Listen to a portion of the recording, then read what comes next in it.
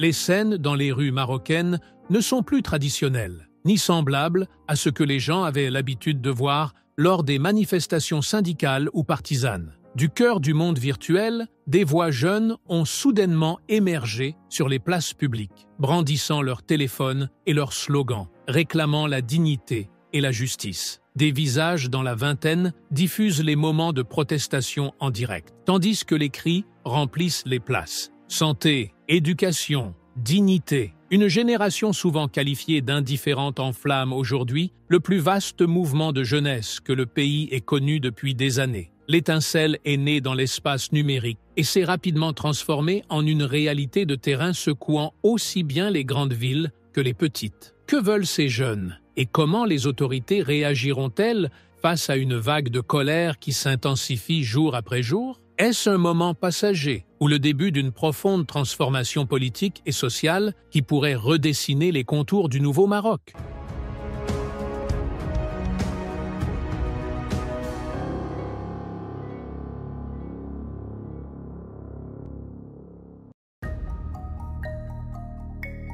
Tout a commencé dans le monde numérique. Un hashtag en tête des tendances sur Twitter, une courte vidéo virale sur TikTok et un message mystérieux circulant sur Telegram descendaient dans les rues, le temps du silence est terminé. En quelques heures, les plateformes sont devenues de véritables arènes de colère. Des vidéos et des slogans dénonçant la cherté de la vie et la dégradation des services se sont répandus parmi les adolescents et les étudiants, parfois sur un ton ironique, parfois avec une émotion sincère. Une génération longtemps absente de l'équation politique est soudain devenue le moteur principal. Étudiants, chômeurs, jeunes dans la vingtaine, sans direction, sans communiqué de parti, sans syndicat. Seulement des téléphones reliant des milliers d'individus, créant une scène nouvelle, sans planification ni centre. À la tombée de la nuit, de petits groupes sont sortis à Casablanca, suivis par Rabat, Tanger et Marrakech. La surprise fut générale. Même parmi les participants eux-mêmes, c'était comme si le mur de la peur accumulé pendant des années s'était soudainement effondré. Un jeune homme déclara à un journaliste « Nous n'avons rien planifié, nous avons simplement senti qu'il fallait sortir ». Que cherchent-ils réellement? Leurs slogans étaient simples et clairs. Santé, éducation, dignité. Les prix montent, les opportunités d'emploi diminuent, les hôpitaux sont saturés et les écoles surpeuplées. Tout cela est devenu le carburant d'une colère généralisée. Sur la place des Nations à Tanger, un étudiant cria « Nous ne sommes pas contre l'État, mais contre le fait de mourir en silence ». Cette phrase passa de téléphone en téléphone, devenant le mot d'ordre implicite de tout le mouvement. À Marrakech, des pancartes proclamaient « Stop à la migration forcée, nous voulons un avenir ici ». À Casablanca, un jeune lança « Nous ne sommes pas des chiffres dans les rapports sur le chômage, nous sommes des êtres humains ». Ce qui frappe, c'est que toute l'organisation est née d'Internet. Pas de discours, pas de tracts partisans, mais des vidéos et des directs qui ont transformé chaque téléphone en petit média et chaque jeune en reporter diffusant la scène en temps réel. Nuit après nuit, la vague de protestation s'est étendue.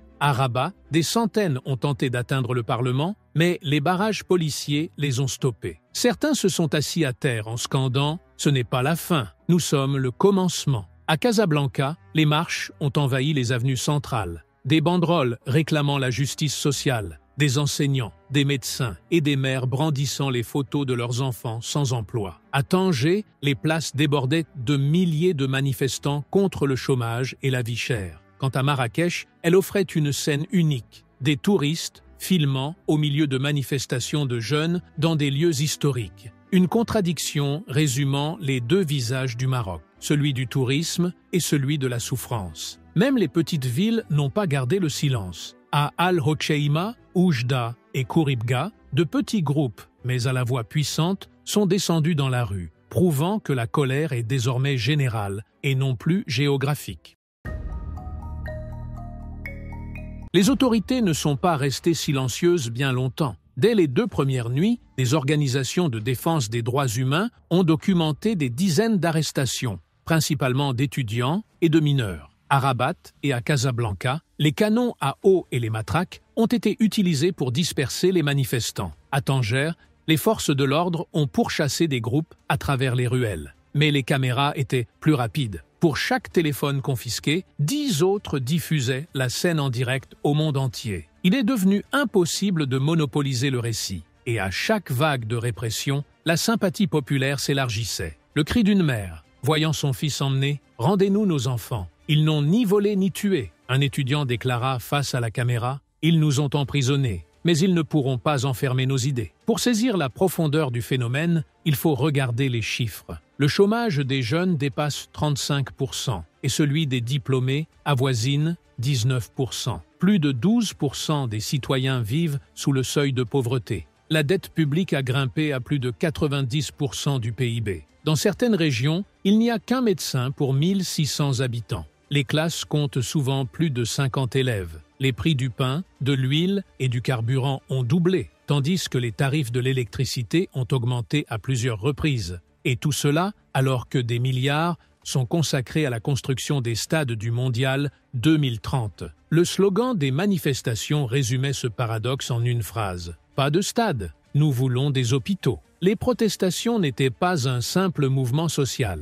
Le gouvernement les qualifia d'abord de limités et manipulées par des forces inconnues. Mais elles ont déstabilisé tout le monde. Les partis traditionnels sont restés silencieux. Les syndicats ont hésité, craignant de perdre le contrôle. Les organisations de défense des droits humains ont dénoncé les arrestations, tandis que les médias internationaux ont présenté l'événement comme la révolution de la génération Z marocaine. L'affaire est ainsi passée d'un enjeu interne à un événement politique mondialement observé, soulevant des questions sur l'avenir de la relation entre l'État et sa jeunesse.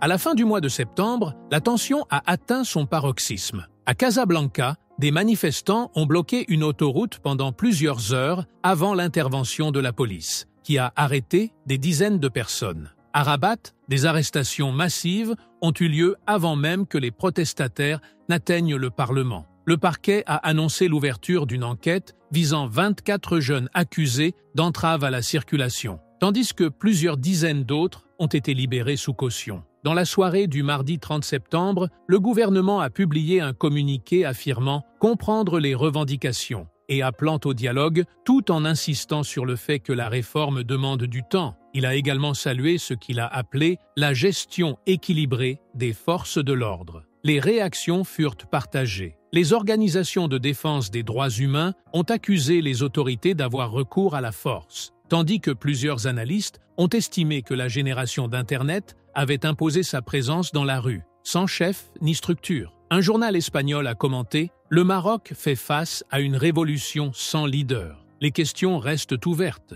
Le gouvernement parviendra-t-il à apaiser la colère par des mesures économiques urgentes ou bien une génération entière a-t-elle brisé le mur de la peur pour ne plus jamais revenir en arrière? Dans les cafés et les marchés, les conversations ne portent plus seulement sur les prix, mais sur les manifestations. Même ceux qui n'y ont pas participé suivent désormais les diffusions en direct et expriment discrètement leur soutien. Aucun décès n'a été enregistré jusqu'à présent, mais la blessure morale est profonde. La tension monte et la rue ne semble pas prête à s'apaiser de sitôt. Le Maroc se trouve aujourd'hui à un carrefour décisif. Soit la vague s'essouffle avec le temps, soit elle se transforme en un séisme politique redéfinissant la relation entre l'État et la société. Une nouvelle génération est descendue dans les rues pour réclamer la dignité, parlant le langage d'Internet et exprimant sa colère à travers des clics rapides qu'on ne peut plus faire taire. Et la question demeure en suspens. Vivons-nous l'aube d'un printemps marocain différé, ou simplement un nuage passager dans un ciel déjà lourd de tempêtes? Plusieurs villes marocaines ont été, au cours des dernières heures,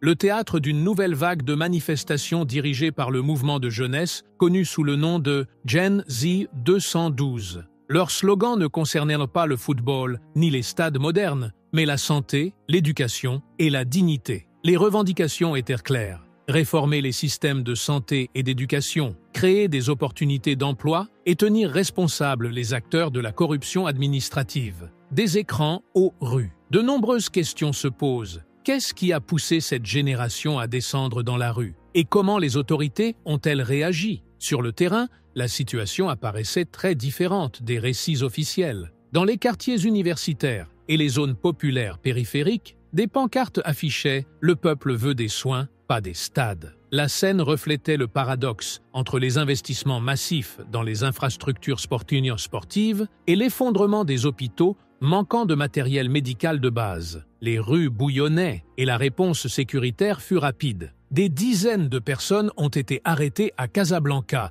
et à Rabat, tandis que le gouvernement affirmait que les manifestations étaient non autorisées, alors que les manifestants soutenaient que revendiquer le droit aux soins n'est pas un crime. Pour comprendre la réalité de ce qui se passe au Maroc, suivez ce reportage jusqu'au bout. Et n'oubliez pas de soutenir la chaîne en vous abonnant et en activant les notifications pour recevoir toutes les mises à jour.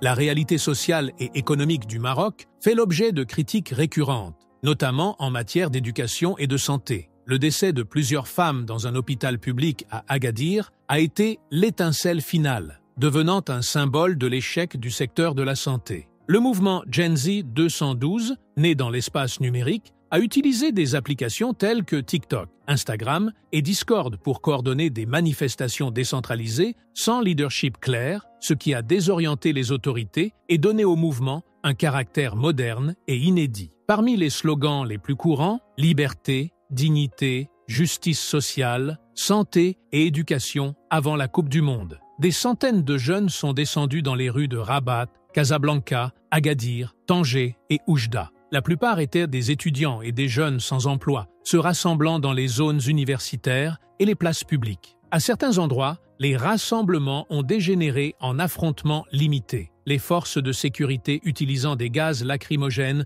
pour disperser la foule. Des sources sur le terrain ont signalé des arrestations et des poursuites dans les ruelles. Des témoins oculaires ont signalé la présence de membres des forces de l'ordre en civil parmi les foules. Parallèlement, les autorités ont déclaré agir conformément à la loi et veiller à ne pas provoquer d'escalade. Le gouvernement marocain a publié un communiqué affirmant comprendre les revendications sociales et être prêt au dialogue, tout en insistant sur le fait que les manifestations doivent rester pacifiques et organisées. Une réunion d'urgence de la coalition gouvernementale, incluant les ministres de la Santé et de l'Éducation ainsi que les dirigeants des partis, a été convoquée pour suivre la situation. Parallèlement, des partis politiques et des organisations de défense des droits humains ont appelé à l'ouverture d'enquêtes indépendantes sur tout dépassement sécuritaire et à la garantie du droit constitutionnel à manifester pacifiquement. Les défis du mouvement absence de leadership centralisé. Cela entraîne une dispersion des revendications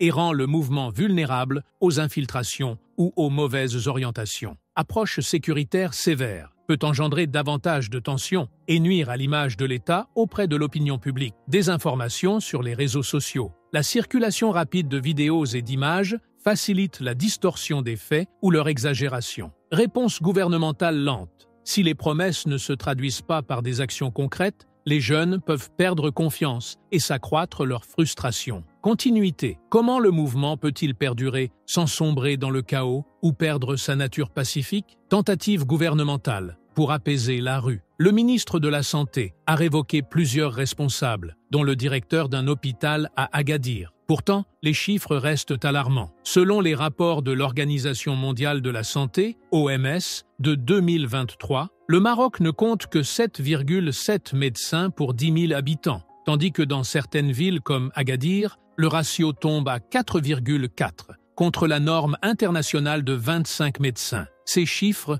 rendent les revendications des jeunes plus réalistes que jamais. Qui sont les manifestants? Ce sont des jeunes nés à la fin des années 1990 et au début des années 2000. Une génération née connectée à Internet. Ils croient davantage à l'action qu'aux paroles, transformant les hashtags en mouvements de rue. Ils n'attendent pas les communiqués des partis ni les discours des dirigeants, mais créent leur propre langage sur les écrans. Un manifestant a déclaré à la caméra « Protester est notre seul chemin, même si cela nous coûte des arrestations ». Un avenir incertain. Entre la montée du mouvement et la tension dans la rue, l'avenir reste incertain. Le gouvernement répondra-t-il en mettant en œuvre des réformes concrètes pour restaurer la confiance et apaiser les frustrations, ou renforcera-t-il sa poigne sécuritaire? Les slogans « Santé et éducation d'abord » deviendront-ils un projet national inclusif ou se perdront-ils dans les tensions politiques et les tentatives de discrédit? Aujourd'hui, le Maroc se trouve à un véritable carrefour. Soit un État qui écoute sa jeunesse et entame une réforme réelle, soit une crise croissante qui pourrait s'ouvrir sur l'inconnu. Au final, la question ne concerne pas seulement ce que veulent les manifestants,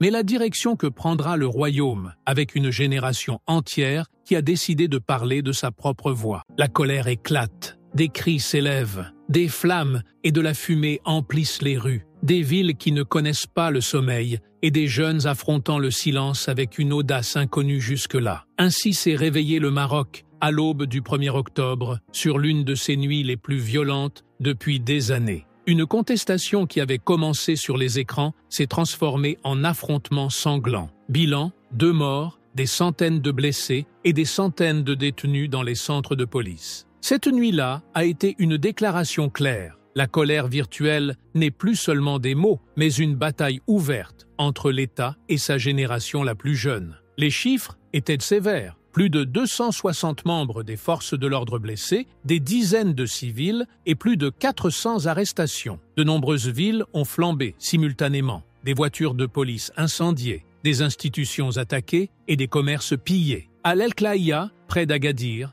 2 personnes ont été tuées après l'ouverture du feu pour disperser une tentative d'assaut sur un commissariat. À Oujda, un incident filmé par des caméras où une voiture de police a percuté un jeune homme au milieu du chaos est devenu le nouveau symbole de la contestation. Malgré le sang versé, le mouvement Jeunes Z 212 a publié un communiqué refusant la violence, affirmant que son objectif n'est pas d'affronter les forces de l'ordre, mais de dénoncer les politiques qui privilégient les stades au détriment des hôpitaux et embellissent l'image du pays alors que les besoins fondamentaux s'effondrent.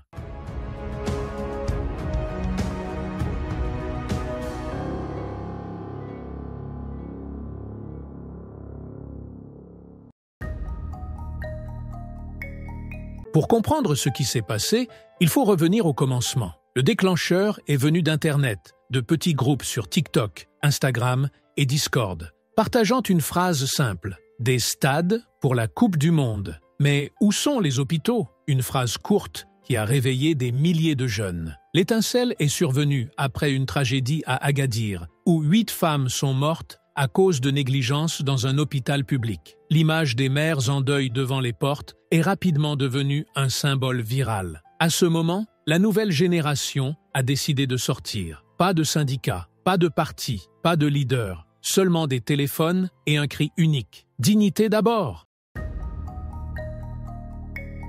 Rabat, Casablanca, Agadir, Oujda, 4 noms pour un même scénario répété, avec des détails différents. Dans la capitale, les manifestants ont tenté de progresser vers des bâtiments gouvernementaux, mais un cordon sécuritaire dense les en a empêchés. À Casablanca, les ruelles populaires se sont transformées en cortèges, puis en affrontements lorsque les routes ont été bloquées et que les champs ont monté. À Agadir et Inzegan, Aït Meloul, la colère a été plus violente, liée au dossier des hôpitaux qui a déclenché l'étincelle initiale. Les nuits là-bas sont devenues des arènes ouvertes. Sons, sirènes et poursuites dans les rues. Oujda a offert le spectacle le plus tragique, lorsque la poursuite a abouti à la mort d'un jeune sous les roues d'une voiture de police. La contestation s'est étendue des centres aux périphéries, des rues principales aux quartiers marginaux, comme si le pays entier disait d'une seule voix « Assez ». Nuit après nuit, l'affrontement s'intensifiait. Des groupes de manifestants jetaient des pierres et des cocktails Molotov auxquels la police répondait par des gaz lacrymogènes, des jets d'eau et des matraques. Dans certaines zones, lorsque les manifestants s'approchaient des commissariats, des coups de feu ont retenti dans l'air. Les téléphones ne cessaient de diffuser. Chaque scène de violence était instantanément partagée sur TikTok et Instagram et repartagée des milliers de fois. Le récit n'était plus contrôlé par l'autorité. Il est passé entre les mains des jeunes. La nuit du 1er octobre a été le sommet. Les manifestations n'étaient plus de simples protestations sociales, mais une confrontation majeure entre l'État et la génération Internet. Face au sang versé, le gouvernement a réagi rapidement. Le ministère de l'Intérieur a publié des communiqués successifs affirmant que l'intervention sécuritaire avait été mesurée, tout en reconnaissant le nombre élevé de blessés et d'arrestations. Le gouvernement a également exprimé sa compréhension des revendications, mais a insisté sur le fait que toute action doit rester dans le cadre de la loi. Les partis politiques semblaient perplexes. Certains ont appelé à un dialogue national urgent avec les jeunes, tandis que d'autres ont mis en garde contre le chaos. Quant aux organisations de défense des droits humains, elles ont dénoncé des arrestations arbitraires, avertissant d'un recul grave de la liberté d'expression si de véritables canaux de dialogue n'étaient pas ouverts. Malgré le chaos, les messages étaient clairs. Les jeunes veulent réorganiser les priorités nationales, que des milliards prévus pour les projets de stade soient redirigés vers le soutien des hôpitaux et des écoles, que la corruption soit combattue par des actes concrets et non par des promesses, que la dignité soit au cœur de toutes les politiques d'emploi et d'éducation. Ils veulent un futur viable, pas des communiqués officiels froids justifiant la réalité. Leurs slogans sont les mêmes dans toutes les villes. Nous voulons la dignité, pas des slogans. Ce qui se passe aujourd'hui ne se situe pas en dehors du contexte historique récent. En 2011, le mouvement du 20 février est sorti pour réclamer des réformes et la démocratie. Mais la réponse fut une nouvelle constitution sans véritable changement dans l'équilibre des pouvoirs. En 2016, le Irak du Rif a éclaté dans le nord, réclamant justice et dignité, mais il s'est terminé par une série d'arrestations massives. Aujourd'hui, une nouvelle génération apparaît, qui n'appartient ni aux partis ni aux syndicats, mais à Internet. Une génération qui voit le monde à travers l'écran, qui compare et refuse de rester en marge. C'est un enfant d'une époque différente, qui n'a pas peur de la caméra ni de la censure.